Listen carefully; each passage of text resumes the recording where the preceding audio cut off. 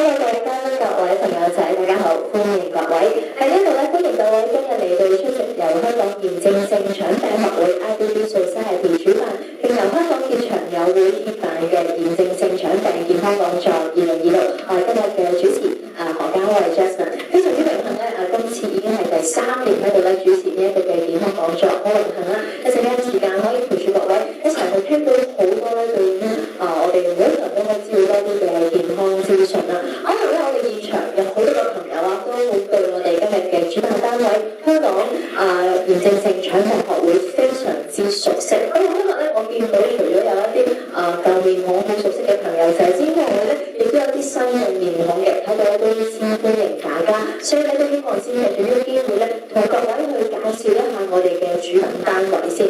香港炎症性腸病學會咧係一個由唔同醫護人員組成嘅非牟利醫學組織。一直以嚟咧，都希望透過公眾嘅教育，提升咧大眾對於炎症性腸病嘅認識啦。同時間咧，都會定期去舉辦唔同嘅講座啦，同埋活動，令到患者同埋照顧者之間咧，都可以更加了解到炎症性腸病嘅治療咧，同埋病情嘅管理嘅。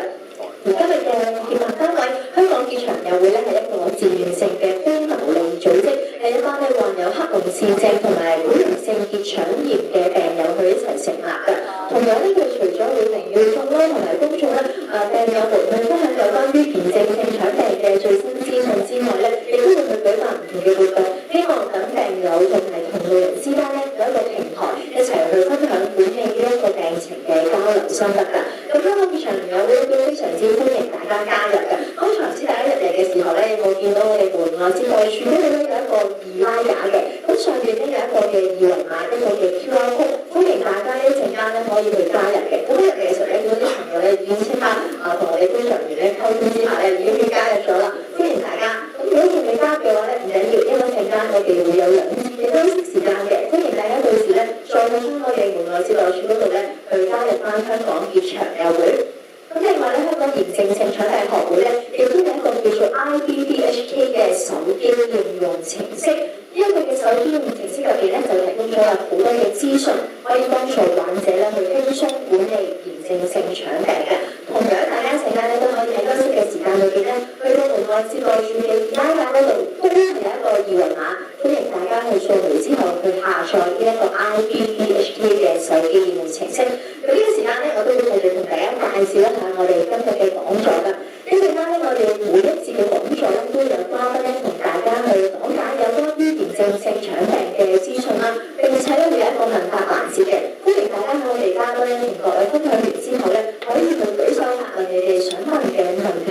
咁我哋嘅工作人員會遞麥俾你去問問題，亦都由我哋嘅嘉賓咧同各位去即時解答嘅。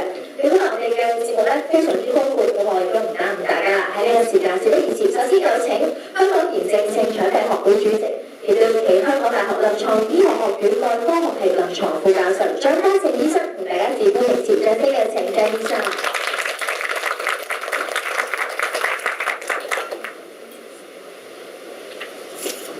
Hello， 大家好啦。咁首先我非常之榮幸啦，有代表我哋香港嘅醫術啦，衷心感謝各位出席我哋1年1度嘅呢個盛會啦。咁非常之高興見到咁多朋友啦。一朝早好擔心，如果落太雨咁咧，因為好驚個天氣唔好啊。咁但係見到而家又天氣又好好啦，咁都好多人出席，咁我非常之開心，見到咁多朋友啊，我哋醫護人員啊，同各位病友一齊，大家聚首一堂啦。咁大家齊心協力都係為咗一個共同嘅目標嘅啫。咁就係希望每一位我哋炎症性腸病嘅朋友可以更加開心啦，更加健康啦。咁所以無論係醫患啊，或者係啲家人啊、朋友啊，我哋都今日因為呢個願望而一齊聚集啦。咁呢份團結同埋支持咧，咁我哋都每年都會覺得好溫暖啊，好開心嘅。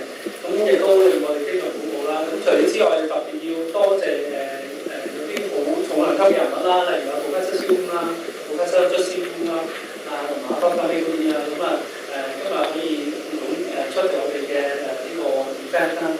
咁炎症性腸病我哋都知啊，除咗包括克隆氏症啦，同埋潰瘍性結腸炎啦，咁呢個疾病對病友咧嘅生活都帶來好大嘅挑戰啦。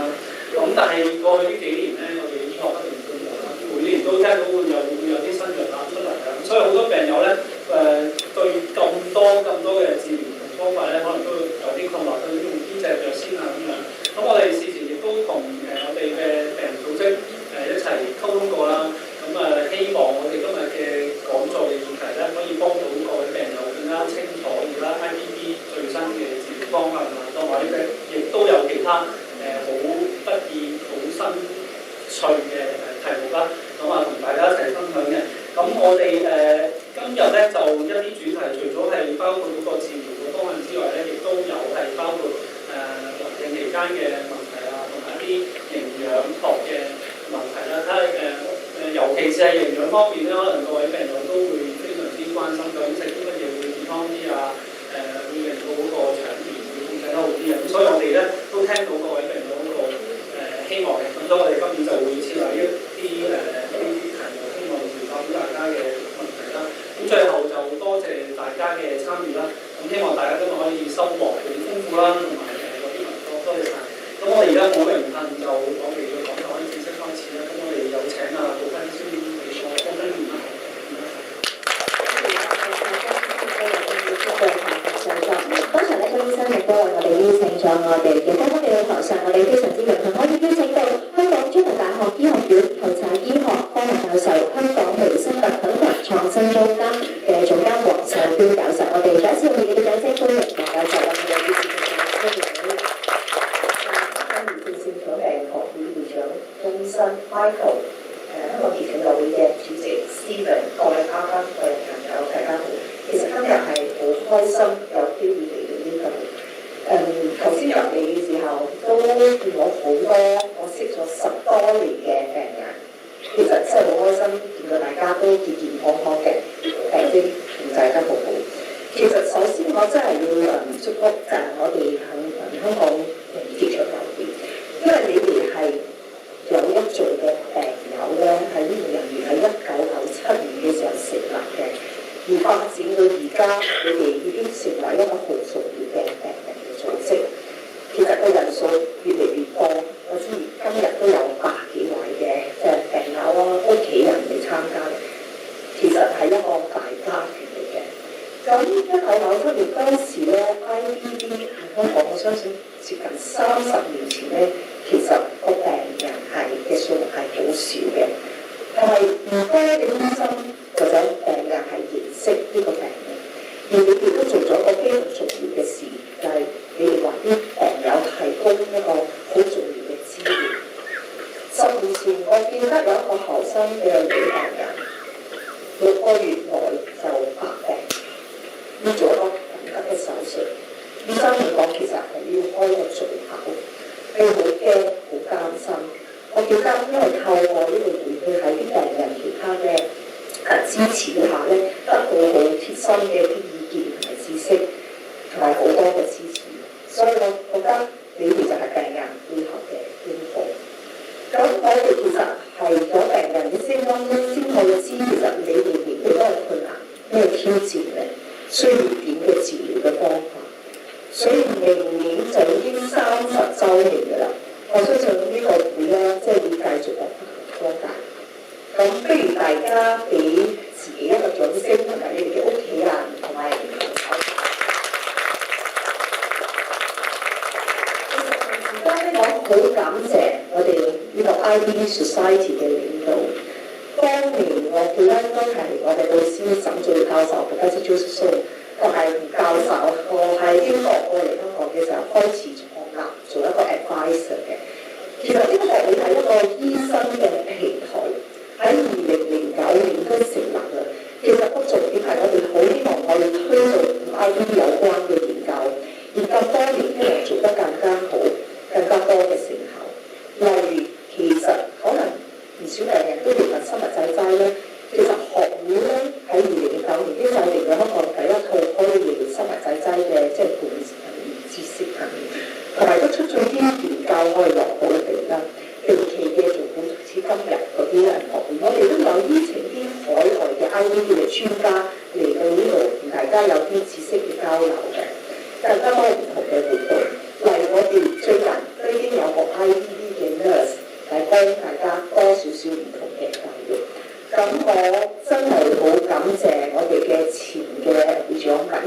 Joyce 啦，而今屆嘅Michael 啦、中心加埋好多唔同嘅護士人員，希望可以將病人嘅病情控制得更加好。咁我自己其實研究過 IBD 都有20年㗎啦，一邊做研究一邊睇症，因為我覺得喺病人嘅身上聽到你哋其實嘅需要係非常之重要嘅。雖然好多時病人搞到説話就問我醫生有冇得根治啊呢個疾病，我係即係而家新人都完全用埋。但係我覺得喺20年我學到嘅嘢，原來咧如果要及早診斷、及早治療咧，你可以將個病控制得好似一啲根本冇 IBD 病人嘅，都可以繼續一個好正常嘅生活嘅。咁呢度都係我哋同客戶嘅高明嘅。同埋咧，我最近都好多時同病人講，你每一日放入你嘅口嘅東西咧，就係治療你嘅一部分。因為原來你嘅廚房某程度就係好似你嘅一個藥房咁。咁我好開心今日見到有圖書係同元朗有關啦，同埋同平時生活有關，因為好多年輕嘅病人都好想建立一個家庭，所以我哋需要了解多少少點去將個病控制得好啲。咁最尾一個星期前我都有個好消息同大家分享，因為我啦，我相信 Michael 啊、Joyce 啦，加埋Justin 嗰啲，都啱啱喺美國一個好大嘅會議卡度攞翻佢哋。咁呢個會其實每一次都會分享同 IBD 有關最新嘅研究嘅療程嘅。咁我哋好大嘅期望，因為將來嘅日子，我哋要有更加多嘅藥物，好多藥物唔需要大家再入醫院坐喺度藥房中過夜去叫，已經有啲口服嘅藥物，而希望個副作用都會大大降低。所以我對 IBD 將來嘅治療咧嘅方法係非常之樂觀嘅。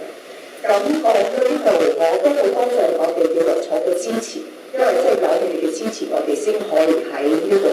最尾我祝福大家今日有一個好完美嘅成功嘅講座，祝大家身體健康，生活愉快。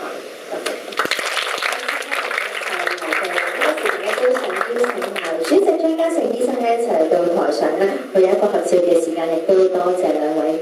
今日咧喺呢一度咧，稍後時間都會同各位一齊去支持同分享我哋一啲個人，等大家都有你哋嘅資訊啦。邀請佢哋咧喺台中間嘅位置有個合照嘅時間資料有請你。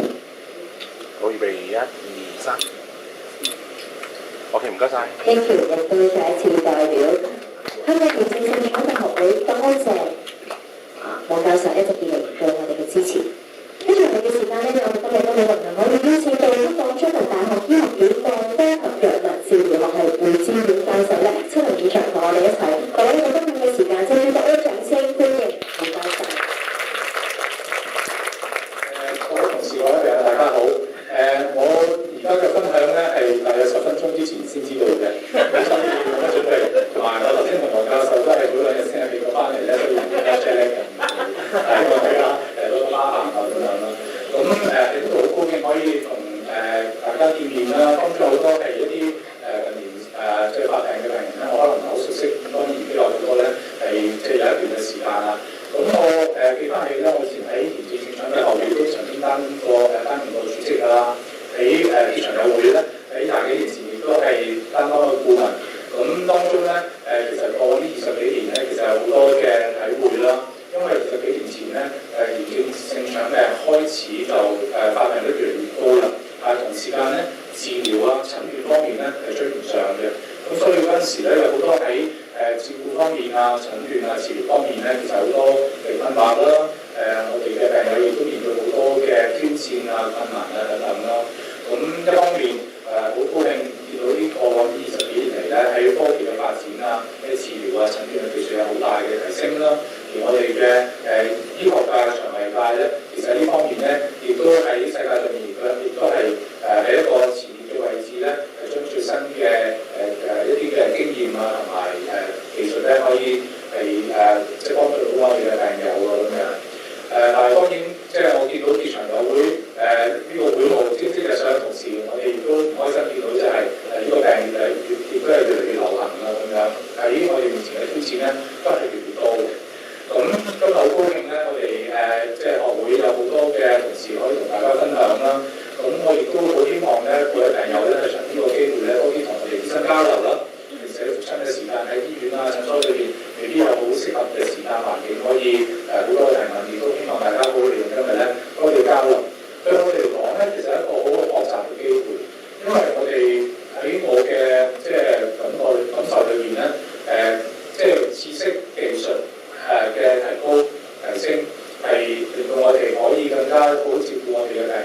但係最高水平嘅醫學咧，同時間係需要我哋對病人咧嗰個需求、需要同埋感受咧係一個足夠嘅掌握嘅。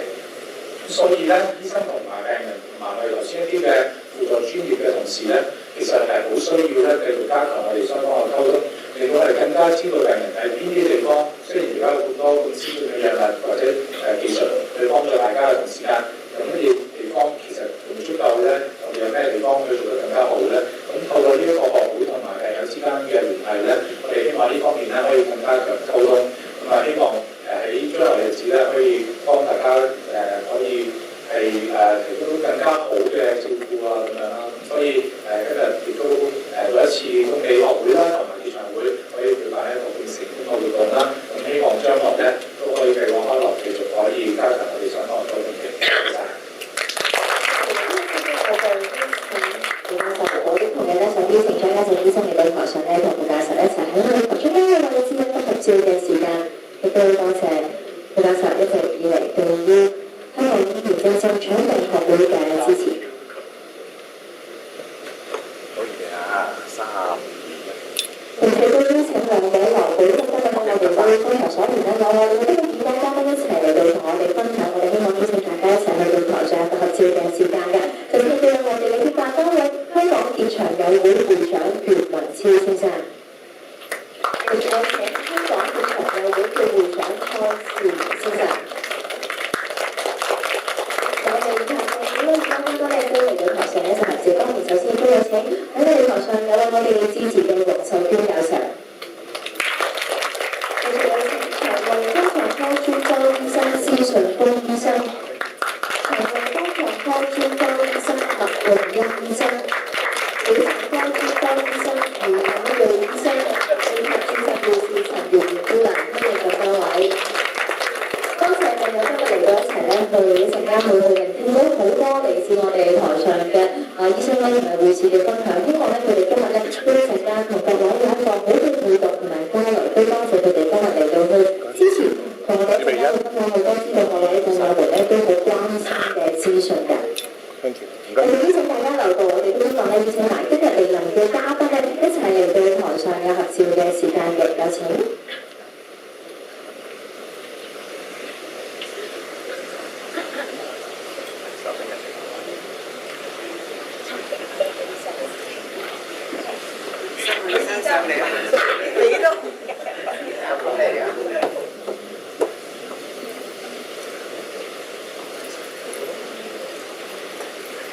我想表請大家望住我哋台中間攝影師嘅鏡頭先。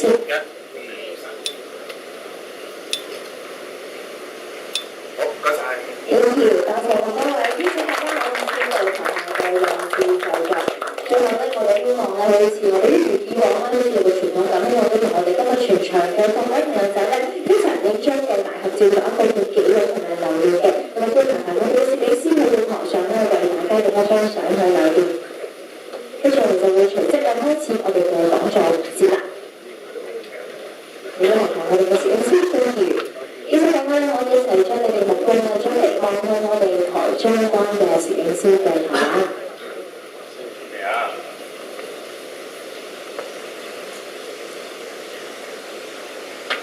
好，3、2、1。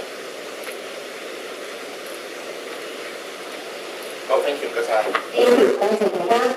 呢個時候我哋會即將開始講座環節，咁首先我打頭陣嘅咧就有專科醫生同護士咧，會同我哋去講解炎症性腸病嘅治療新發展，接受生物製劑治療對患者嘅一啲嘅注意事項。另外亦都會由腸胃肝臟科同埋婦產科專科醫生同大家講解炎症性腸病患者嘅生育同埋妊娠嘅問題。最後咧會由我哋嘅註冊營養師講解炎症性腸病患者嘅飲食營養㗎。咁睇嚟大家如果一陣間咧有任何嘅問題想問嘅話咧，歡迎大家喺我哋嘅嘉賓同各位分享完之後咧，可以去舉手發問問題，工作人員咧會將先開遞俾你，佢個問題亦都會由我哋嘅演講嘉賓作答嘅。事不宜遲，我哋會首先有請腸胃肝臟科專科醫生施順峰醫生為我哋講解炎症性腸病嘅治療新發展，同時亦都有醫生護士陳元姑娘同我哋講下接受生物製劑治療嘅患者有啲乜嘢注意嘅事項，亦都有請陳姑娘咧可以先到我哋台上旁邊嘅位置先上座稍等一下。而首先咧會將時間咧交俾蕭醫生嘅。好多謝大家。咁好多謝香港結腸友會啦，同我哋 IBD Society 合作搞呢個 Patient Forum 啦。咁今次個 Patient Forum 其實都係1年1次嘅，咁可能好多病人都嚟過，咁但係亦都有啲新第一次嚟嘅，我相信。咁所以都個題目咧就係炎症性腸病先進療法嘅最新進展啦。咁不過我都想由最 background 嘅 information 講翻嘅。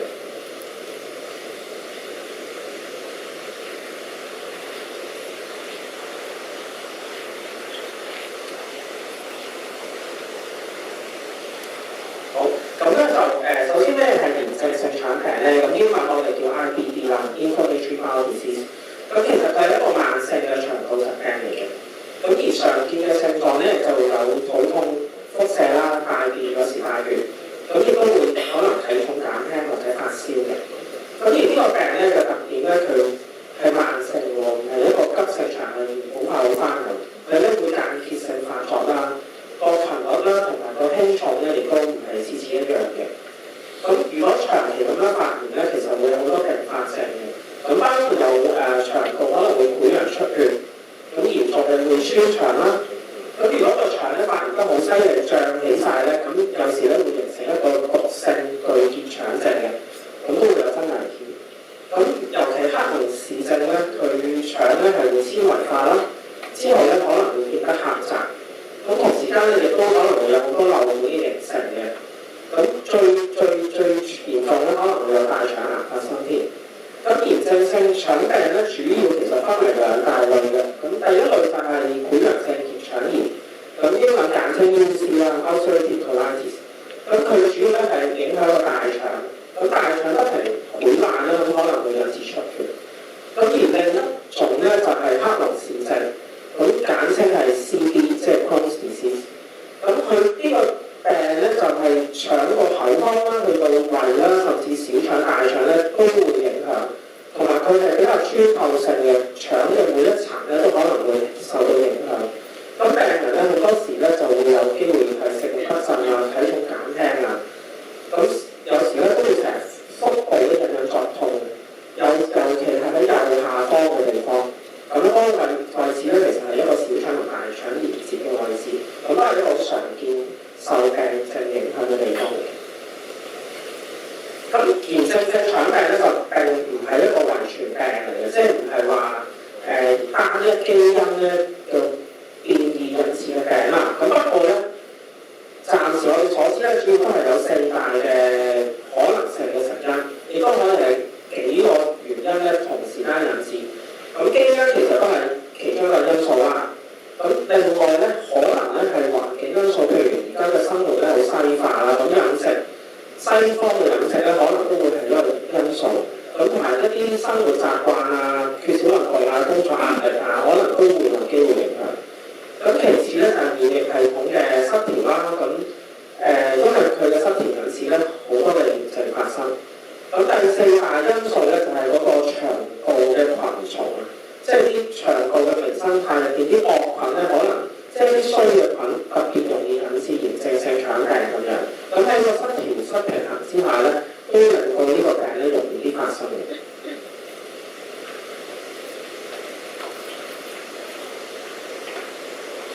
好，咁呢個病咧，其實咧診斷亦都唔係話次次好簡單就診斷到嘅，因為佢始終係有時咧係好多其他病咧都類似嘅。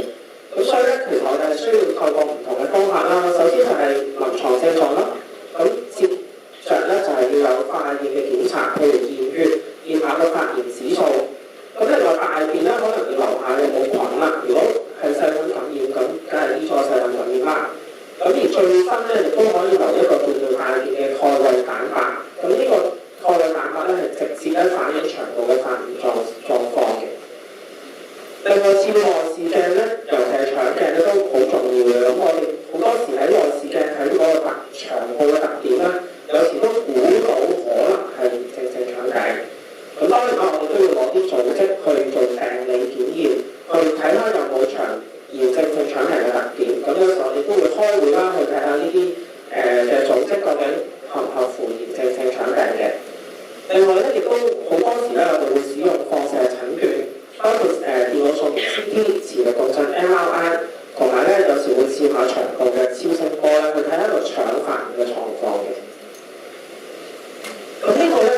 腸鏡檢查啦。咁譬如呢位發炎嘅病人咧，我哋照腸影見到佢都凹凹凸凸啊，好紅啊咁咧。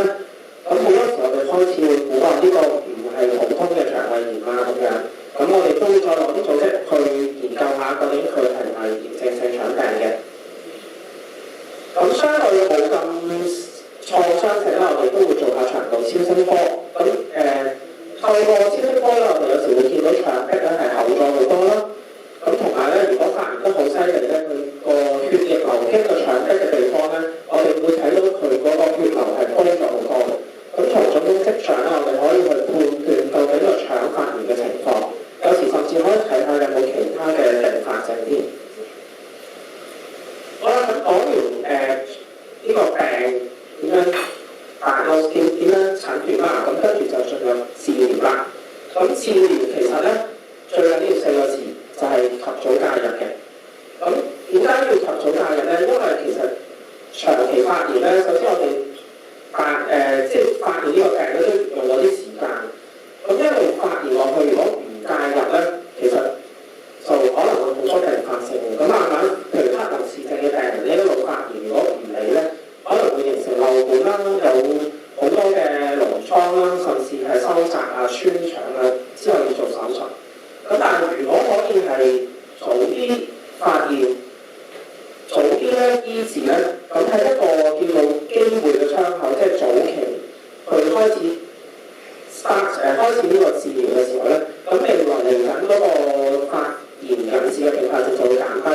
咁亦都希望咧，大家嘅生活質素改善啦，一路唔會出到併發症。而呢個及早介入咧，我哋而家其實國際腸炎學會咧就建議咧，我哋有一個叫做達標治療。咁呢個叫 treat to target 啦，亦都應用喺好多唔同嘅慢性炎症嘅，譬如呢類風濕性關節炎咁樣。咁喺國際腸炎組織咧，其實建議我哋要訂立一啲短期、中期甚至長期嘅目標咧，喺醫治呢個炎症性腸病嘅。咁短期嚟講咧，我哋希望咧，起碼病人嘅症狀可以緩解啦。咁另外佢個發炎指數 CRP 係回復正常。咁透過治療咧，中期性咧就希望，譬如頭先所講嘅大便嘅鈣類蛋白咧，可以回歸翻去一個接受正常嘅水平啦。如果係喺兒童患者咧，希望佢哋可以有正常嘅生長。咁去到長期咧，亦都希望咧係照腸嘅內視鏡下咧，嗰個發炎咧都好翻啦，即係愈合晒啦。咁另外佢個 QOL 即係 quality of life 生活質素咧可以回復正常。因為呢個病始終都好影響大家嘅平時嘅生活啊，可能成日要去廁所咁樣。咁希望冇殘疾。咁最尾咧，暫時都比較難實現，咁所以都係一個建議性咧，就係去到我哋就算組織學咧，都係見到冇晒發炎嘅。咁呢個係長遠嘅目標。咁透過呢個達標治療咧，咁我哋通常有啲目標，簡單嘅就係希望症狀緩解啦。咁接着咧就係希望無需類固醇咧都可以維持到呢個症狀緩解嘅狀況。咁再進一步就係內視鏡咧可以有個黏膜愈合，同埋咧最終極咧希望個腸嘅組織啦、發炎組織咧都可以冇發炎嘅。咁建議我哋每次去治療嘅時候訂立一個目標。咁首先可能我哋希望個症狀緩解，或者個發炎個活躍性減低。咁透過監察咧嗰個病人嘅症狀啦、血液嘅發炎指數啦，甚至可能照腸鏡或者腸道超聲波咧，去睇一個發炎個改變。咁從而咧去睇下下一次嘅療程咧有冇需要更改啊、加減啊咁樣。咁透過達標治療，希望減低併發症，亦都改善病人係唔需要長期依賴類固醇，減低要用好多唔同加上去更多藥啦。希望唔使做咁多手術，或者唔使做手術啦。咁從而咧改善病人質素。咁其實每個病人可能個過程都唔同嘅，咁所以咧係某程度上咧呢個係一個個人化嘅治療啦。咁一般整體嚟講咧，其實我哋通常咧都會用一個加強治療方法，就 step up approach。咁當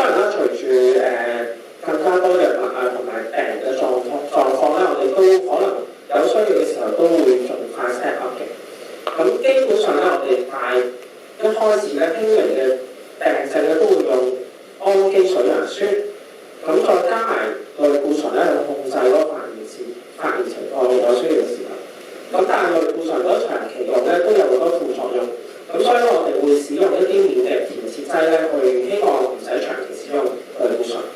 咁如果呢三樣傳統嘅藥物咧都唔得嘅話咧，我哋可能咧就要考慮用生物製劑，或者係一啲高危嘅病人咧，我哋可能都會盡早咧使用生物製劑嘅。咁希望最後如果真係控制唔到咧，都可能要考慮做手術。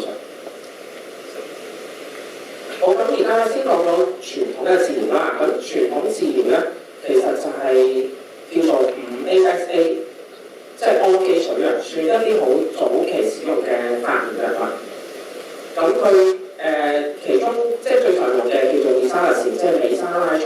咁佢可以透過口服，或者咧係灌腸，或者咧塞肛門藥物咧去控制個發炎情況嘅。咁呢個係最一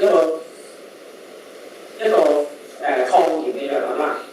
咁但係咧，因為有時如果好發作緊，咁我哋都唯有咧要使用一個比較有效嘅藥，咁就係類固醇啦。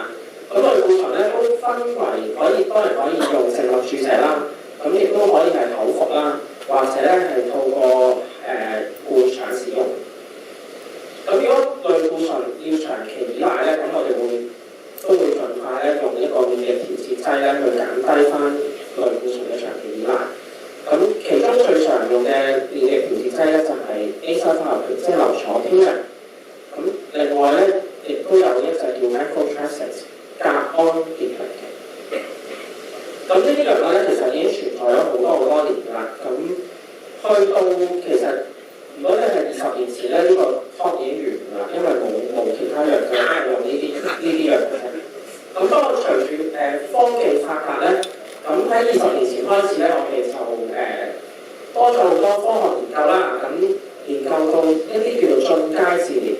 咁佢如果咧我哋發炎咧，個腸啊、腸部嘅血管咧，都會帶好多一啲免疫細胞去到產生好多發炎因子。咁呢啲發炎即係唔正常嘅發炎咧，有唔同嘅位置咧，我哋可以去精準咁樣去控制咧，阻截呢啲嘅流程，希望減低咧腸道嘅發炎嘅喎。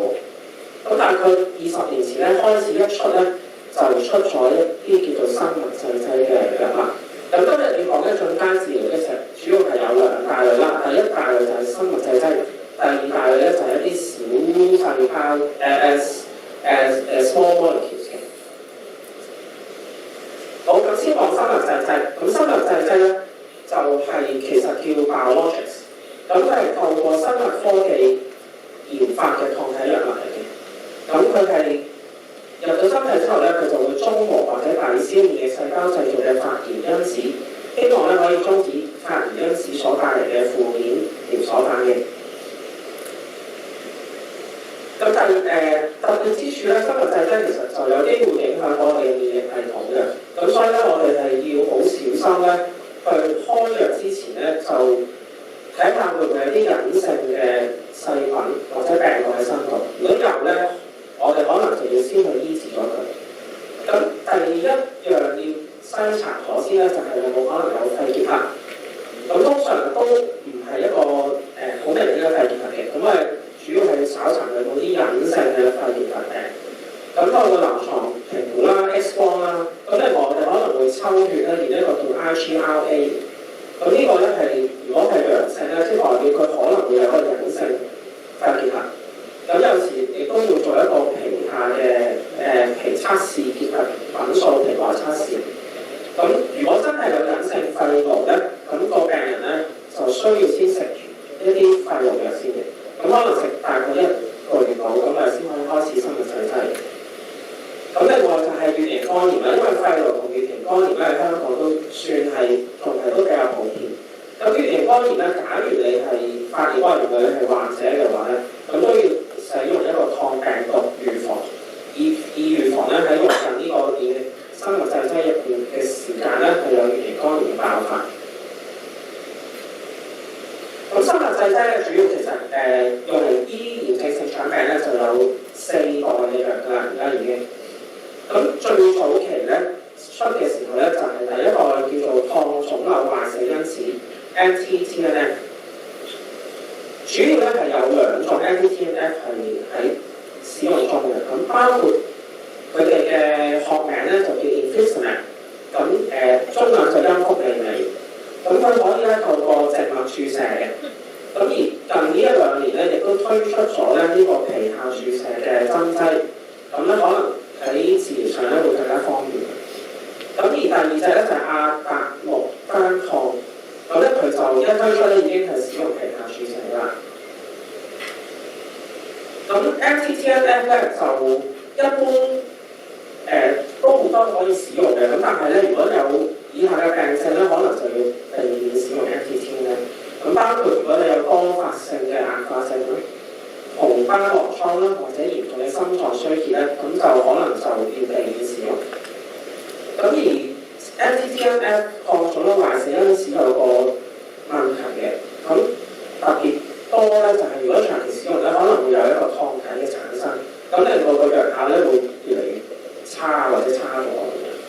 咁所以咧，我哋解決嘅方法咧，可能就係使用呢個anti-TNF 嘅時候咧，尤其係陰曲利美嘅靜脈注射咧嘅病人咧，可能要同時服用一個免疫調節藥物去預防呢啲抗體產生。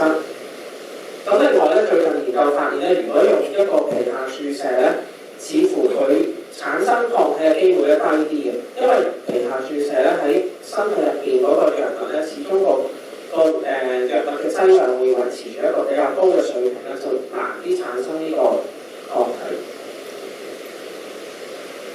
咁過咗幾年咧，其實第二代嘅生物製劑都出現啦。咁呢個係更加精準嘅。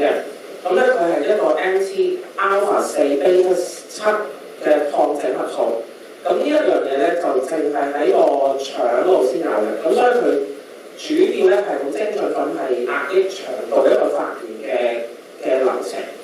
咁佢擊壓咗呢個 alpha-4 beta-7咧，咁嗰啲發炎嘅 T 細胞、引致發炎嘅細胞咧就唔能夠去到腸度做作用啦。咁呢個暫時香港都係用靜脈注射嘅。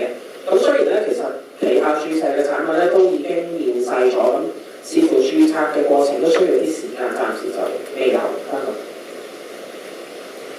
咁而第三類咧，其實好快喺上第二代嗰隻一出咧，第三代都好快產生啦。咁第三代嘅咧就係抗白介素，咁佢係抗呢個白介素12同埋23嘅藥物，咁就叫烏斯氯單抗。咁佢係attach， 即係佢係黐住咧嗰個 IL-12同 IL-23上面嘅 P40個位置咧，咁令到咧佢唔能夠又係發惡嘅，咁樣等個炎症嗰度唔容易產生。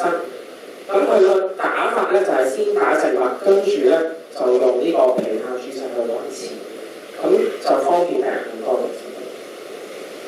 咁而近年呢一兩年咧都開始出現一隻咧第四代藥物，咁咧佢就係淨係抗白介素23嘅咧，咁佢就係黐住 IL-23上面嘅 P19嗰個位置咧，咁係淨係控制令到佢產生唔到呢個 TH17，從而咧減低之後嘅發炎情況。咁有代表性藥物咧就包括呢個古塞富單抗啦、瑞沙珠單抗啦，同埋米吉珠單抗。咁呢幾類藥物咧暫時都係嘗試註冊中嘅，咁似乎都需要啲時間。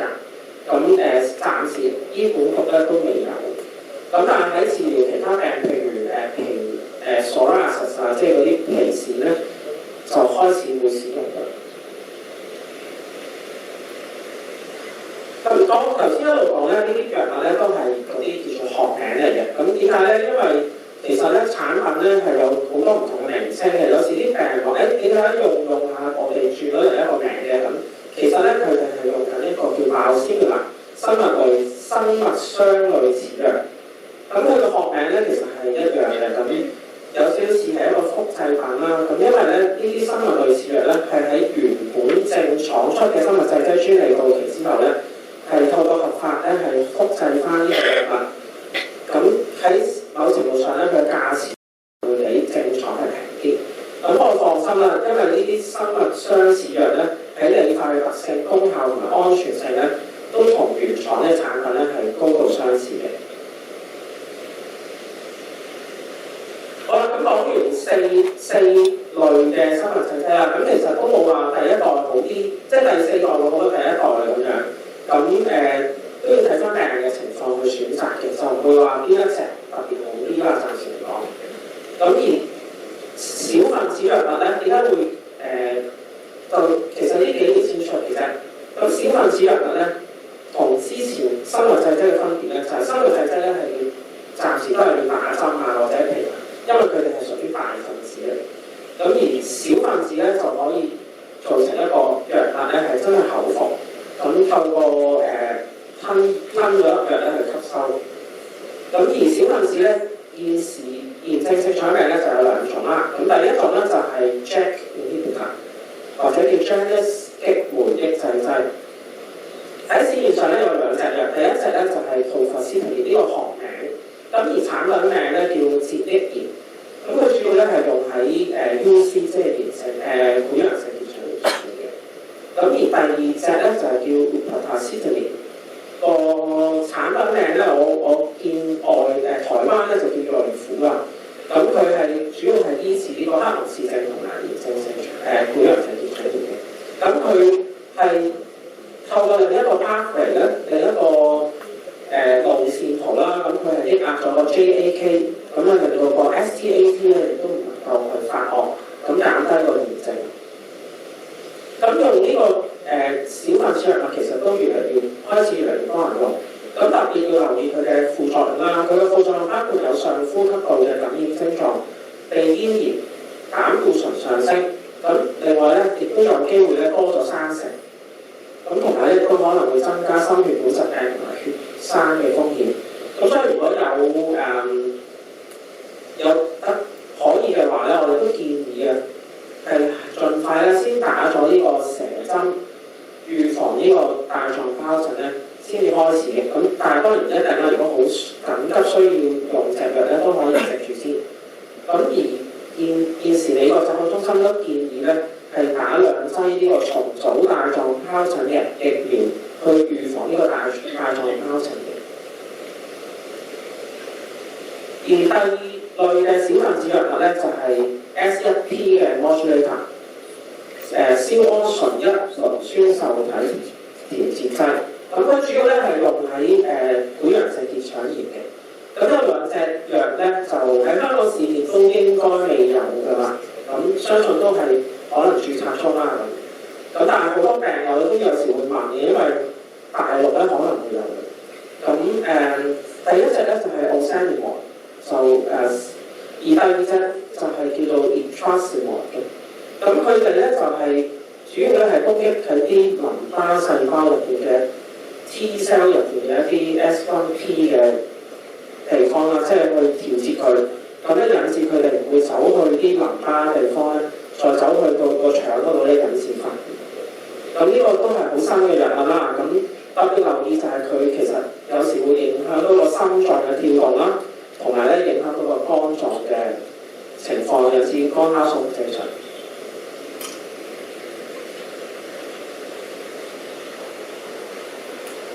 咁簡單嚟講咧，今日講咧進階治療咧就係咁多啦。咁summary 就係有生物製劑，包括抗組啦、壞死因子啦、抗整合素、抗白介素1223同埋抗白介素23。咁另外可以口服嘅小分子藥物咧就有 Janus 激酶抑制劑同埋 S1P 嘅調節劑。咁但係咧，其實咁多種嘅藥物咧都始終唔能夠完全根治呢個病嘅。咁呢個病咧，我哋希望透過呢啲進階治療咧，去維持減低佢嘅發炎啦，同埋希望唔好產生個肝長遠嘅併發症。咁講緊其實完全可以控制得好好咧，其實都可能講緊一半病人可以控制得好好嘅啫。咁好多時咧都持續係會有啲發炎，而我哋因為追求嘅達標治療咧，其實越嚟越講究啦，要去到真係個腸壁都完全冇發炎啊咁樣。咁當然啦，未來嘅發展咧，其實可能講緊係要結合不過仍然係研究當中啦，包括係可能同時使用2隻嘅生物製劑啦，或者1隻生物製劑加1隻嗰啲小細胞small molecule 嘅藥物。咁呢個咧可能都留待更多嘅資訊咧，睇下第日可以點樣用法啦。咁另外咧，幹細胞治療咧都係有啲發展嘅。咁特別都提咧，就係有時有啲研究咧，就喺個脂肪組織嗰度咧抽取啲幹細胞，打落黑龍氏患者入邊嘅一啲肛門嘅瘻管咧，似乎咧都有好好嘅效果。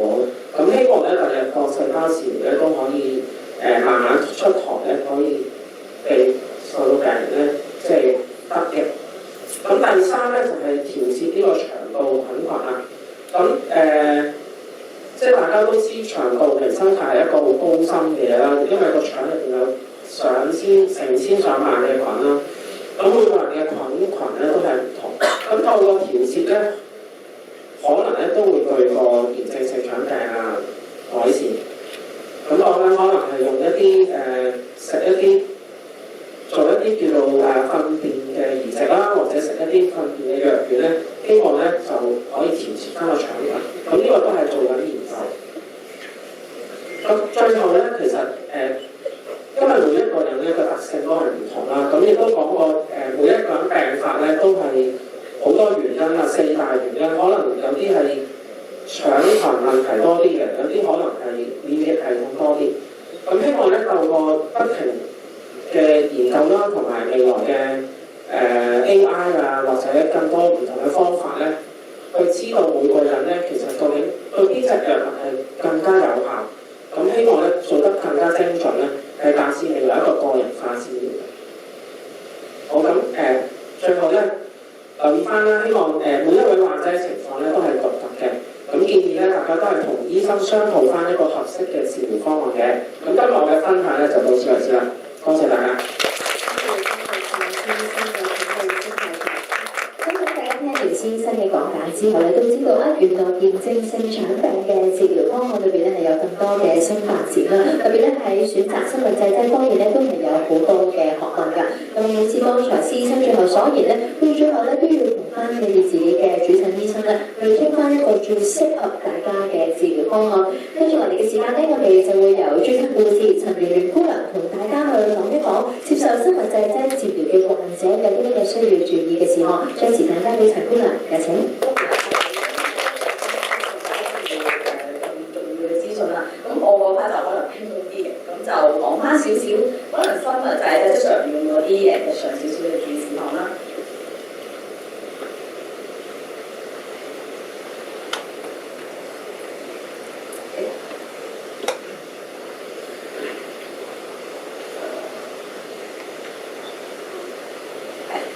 我哋講翻林醫生都有講過嘅，咁其實炎症性腸炎咧，其實都包括咗一啲市腸病炎症啦、黑龍氏症，咁主要都係啲炎症嚟嘅。咁我哋都會透過藥物啦同埋生活管理去調整嘅。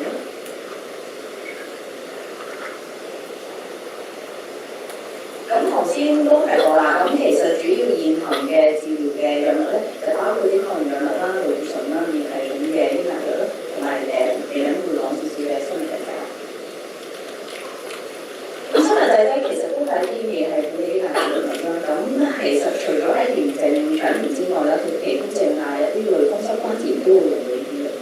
咁咩情況會即係考慮用到呢啲生物製劑咧？其實如果啲傳統嘅免疫藥覺得個成效好似一般，咁醫生就會考慮㗎啦。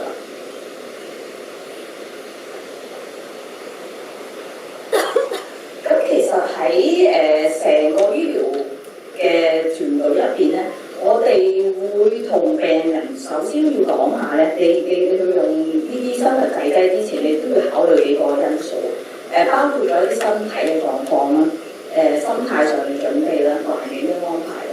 咁譬如你身體嘅狀況就係你有冇能力去處理一啲即係針藥咧，即係自己去打針啊咁樣啦。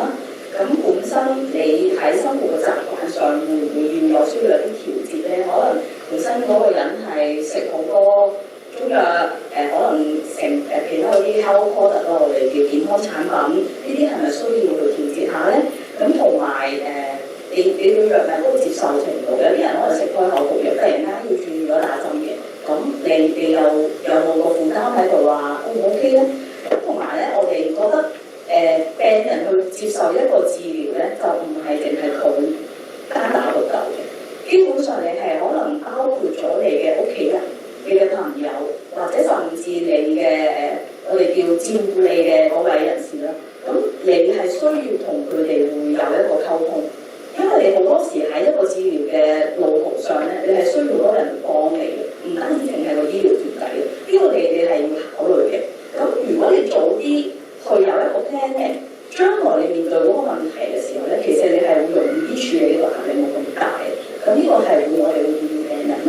咁另外就係一個環境嘅安排啦。其實呢個幾得意，因為咧好多人譬如講打針啦，其實你係需要一個好安全或者好寧靜令到你可以進行呢一個過程。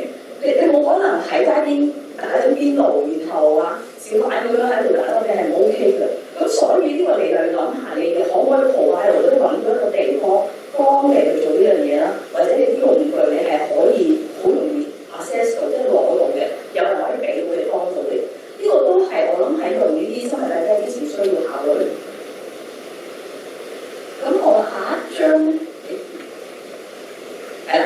咁其實生物製劑喺現行注射用法嗰方面咧，我哋其實主要係兩大類嘅。一個就係靜脈注射，咁顧名思義啦，其實我哋就會喺病人嘅通常係手部啦，咁就會打一個我哋可能你聽叫豆仔，或者係用啲圓嘅膠管喺個表皮嘅靜脈嗰度咧就整咗先，咁然後咧我哋會溝啲藥物啦，咁然後進行一個我哋俗稱叫點滴嘅處理啦，咁可能需時你需要去一個病房，可能需時係半日。成個滴嘅過程可能係超過2個鐘，咁就咁樣有個咁嘅概念咯。咁至於藥物嚟講，呢個靜脈注射嘅藥物，通常因為大家用嘅時間一般啦，咁8個禮拜度啦，就會翻嚟醫院做一次咁嘅點滴嘅療程咯。咁當然因應翻病人嗰個病情嘅需要咁同醫生會有調節高嘅個時間。咁大概個概念係咁樣嘅。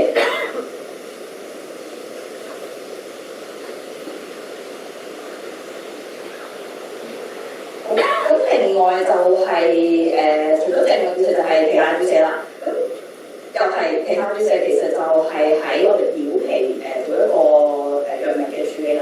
咁其實同人哋胰島素咧打嘅針差唔多嘅，我俾個樣睇。係啦，咁大致你唔好記我咁先。咁我哋睇下佢嗰啲樣啫。咁有啲可能會見到針口，咁就可能需要有啲容器啦去處理啦。咁有啲可能即係完全睇唔到嘅針嘅，咁就容易俾病人去做一個注射嘅。咁呢啲藥物其實都係容易去俾病人可以自己翻屋企去做嘅。咁幾耐打一次咧？可能通常咧都係2個禮拜會做一個注射嘅。咁呢個就會可能方便一啲後生啲，即係佢可能好多活動唔可以成日嚟醫院度見藥嘅。咁呢個我哋都會同佢advise翻咁樣啦。咁好啦，咁其實喺注射你攞啲針咁你注射之前咧，其實你要留意自己可唔可以嗰一刻打，因為譬如有啲人翻屋企打㗎嘛。咁你話去醫院，我醫護人員可以好緊密咁監察住你成個過程就冇問題啦。咁但係如果你翻屋企自己打，咁你嗰刻打唔打得咧？咁我哋注意啦。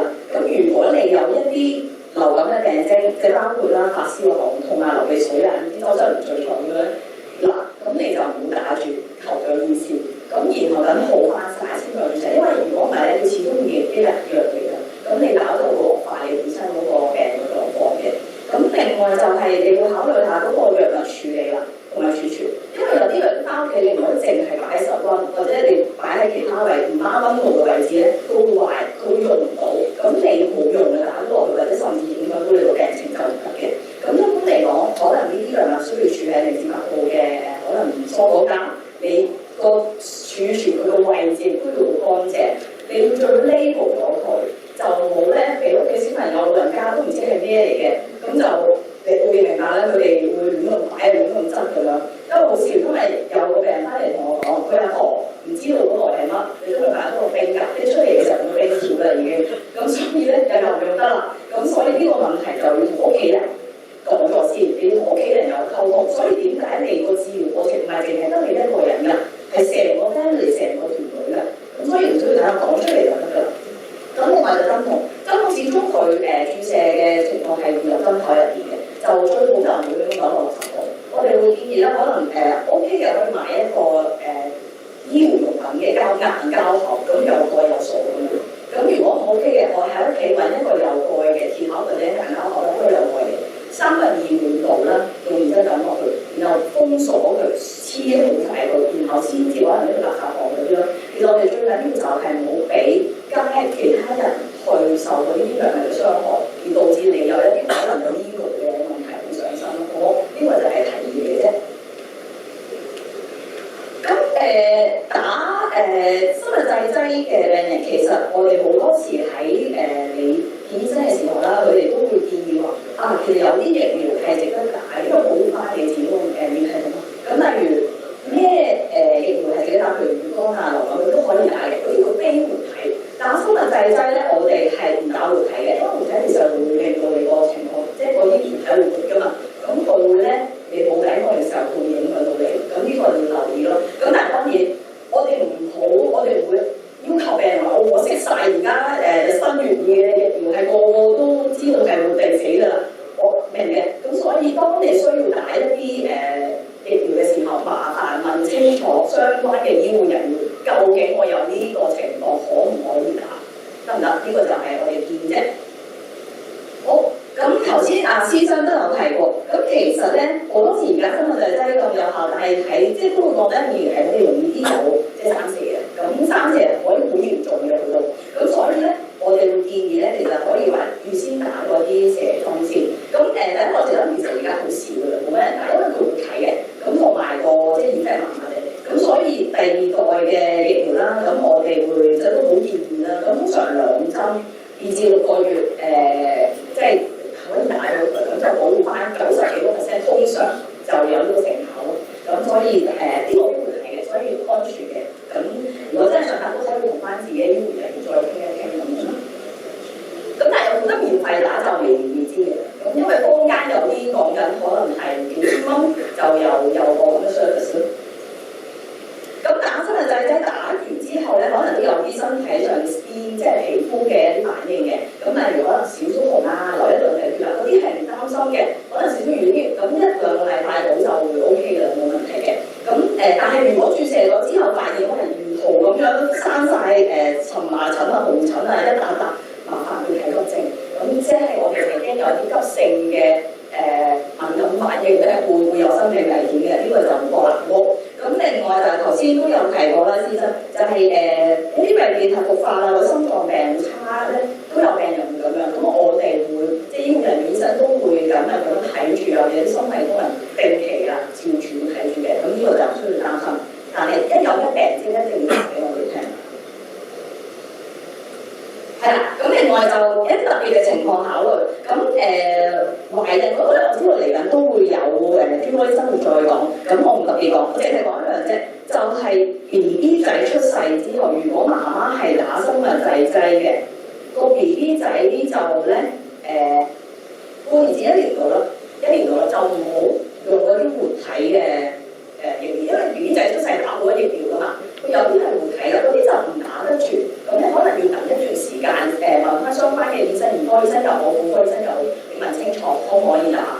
咁另外有啲佢口服嘅都係活體嘅，嗰啲Oris 嗰啲啦，咁嗰啲都需要遲啲先食咯。咁呢個就少少關於耳仔都懷孕就之後其他醫生會處理，咁我就唔再講啦。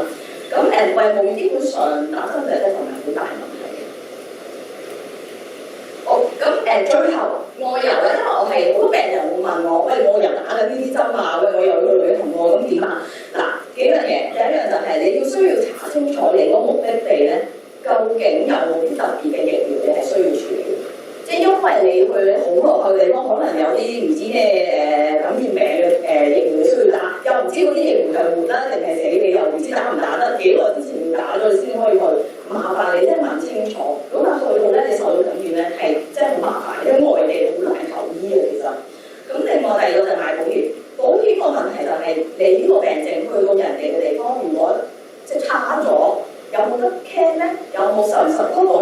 費咧，呢個都係旅行嗰個要注意嘅。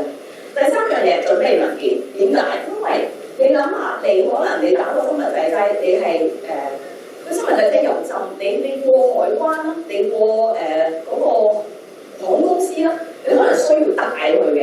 咁呢個問題你係有啲可能醫護嘅文件，或者係一啲醫療嘅文件去幫你去過呢一樣嘢。咁呢個係預先準備嘅，唔係話我今日要啦，聽日我去旅行啦，咁我就有嘅，就唔係嘅。所以呢啲嘢你要考慮咯。咁同埋做呢啲 planning 咗咧，你就冇咁憂慮嘅喺個旅程入邊。咁另外就都有禮物。咁你知道旅行咧，其實我都有人試過去旅行，係好開心啊，執晒所有嘢啦，衫啊靚衫啊帽啊鞋啊，全部執晒，佢話好似齊啦。去到之後結果就係唔記得咗帶1個月嘅藥。咁你諗下嗰個情況幾動盡？咁呢啲你要呢個係第一個 tip，你係要記住。我哋喺一個好長時間裏面嘅需要記得帶你嘅藥。如果真係唔 OK 嘅，你睇下當地可唔可以有地方可以有專科醫生幫你處理呢個問題。咁呢個你都係要知道要點樣搞。咁我呢部分就好快就完啦。咁啊，俾多啲時間大家問問題先，就係咁。多謝晒我哋今日嘅師生同嘅分享。咁冇錯，今日咧以下落嚟嘅時間咧係我哋嘅問答環節。好似剛才所言咁啊，如果有問題想問嘅各位朋友仔咧，可以歡迎你舉手問問題嘅。咁我哋歡迎大家呢個 session 嘅配合，我哋有3個嘅問題先去作答。有冇邊一位想問嘅問題？可以就住自己情況，或者你朋友嘅情況，或者你照顧緊啲人嘅情況都可以問嘅。好，咁我見到有一位女士舉嘅手嚟啦，請你可以問。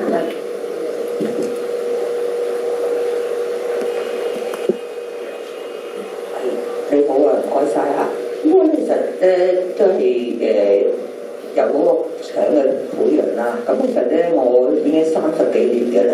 咁就最近呢6-7年咧，就打緊嗰隻生物製劑嘅，叫做亞達木丹糖。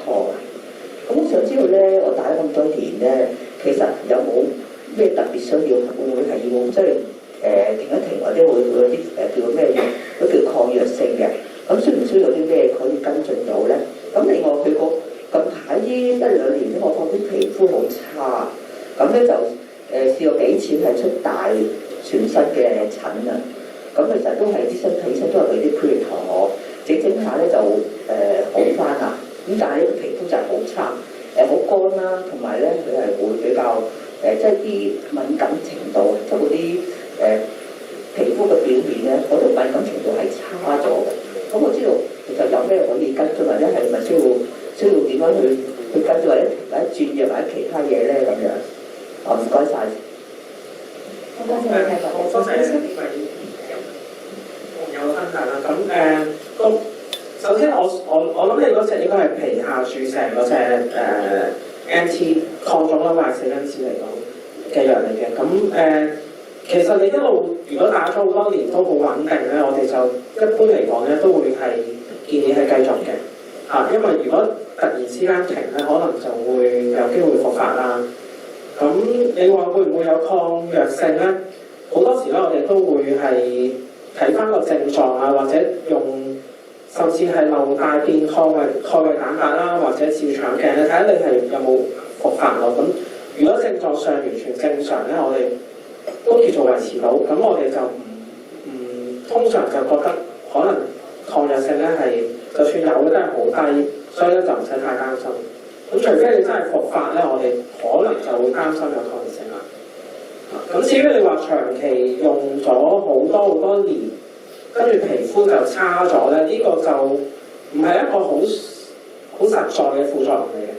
咁我本人就唔可以肯定完全有關啊同打針，咁亦都可以係好多原因導致你好容易有啲FS 即係皮膚痕啦。咁唔知同打針有冇關，但係亦都可能係你本身有呢個皮膚問題都得嘅。不過阿陳姑好似係咪有啲都有試過有病人都係打嗰段時間都會有啲撕破，即係皮膚嘅問題嘅。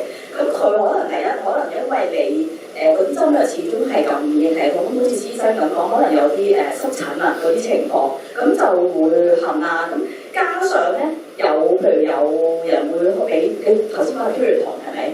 即係嗰啲止痕啊，嗰啲 antihistamine，咁嗰啲咧都會其實咧長期不停咁食咧，都會令到咧你有乾燥呢個現象啊，咁就會即係有啲乾。咁通常呢啲我哋會建議會可能即係搽下潤膚膏啊，睇下好唔好啲啊咁樣咯，咁 OK。咁但係都少見嘅，我係咁耐係遇過2個咯。咁但係佢就搽咗啲 skin lotion 之後咧，佢就好少少咯。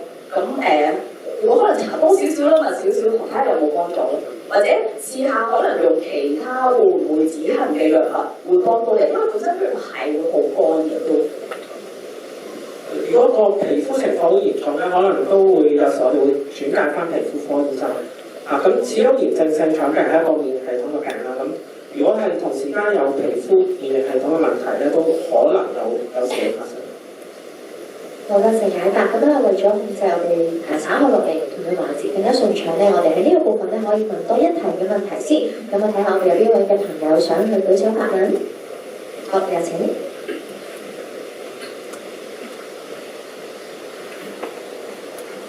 我頭先咧就醫生講過咧有個流管嗰啲幹細胞治療啦，咁就想問下咧香港大概即係你預期幾時會有呢個咁嘅治療咁樣幫到啲流管病人啦？咁同埋想問下咧，即係如果流管有個掛線啦，咁喺呢個幹細胞治療階段應該喺邊個 stage 去拆除咁樣咯？唔該。多謝你嘅問題。咁其實流管幹細胞嘅治療咧，暫時香港係冇啦。咁我亦都唔知道會唔會話係會引入。咁但係即係詳細嘅使用方法啦，同埋佢喺咩情況下可以用或者唔可以用咧，我就唔係太清楚。咁但係我相信咧，有啲本地即係有啲研究咧，可能做緊嘅。咁可能遲啲要問下，譬如中文大學嗰邊會唔會做緊相類似嘅研究咧？如果真係有咧，我哋可以嘗試喺覆診嘅時候睇下會唔會轉介過去參與啲研究啊。好，多謝你哋嘅回答。咁喺呢一個時間咧，亦都多謝剛才我哋有朋友去嘅發問啦。跟住落嚟嘅時間咧，我哋都希望為咗去多謝張醫生啦，同埋陳姑娘嘅講解咧，我哋香港炎症性腸病學會咧都希望頒贈一個感謝狀俾兩位以示謝意嘅。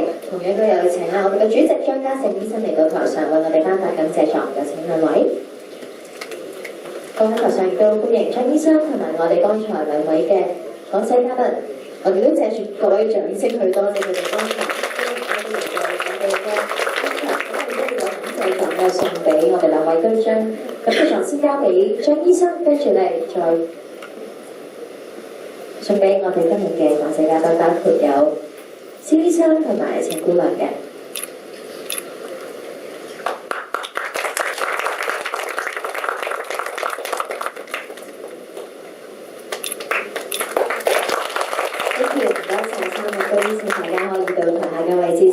咁咧啱啱就吸收咗好多資訊啦，我哋咧都希望啦，等大家我哋休息一陣，等大家叉電嘅，咁大家可以將你幫我望下後邊啦，因為我哋又預備咗啲嘅小食同埋飲品咧，歡迎大家嘅，放出一會場。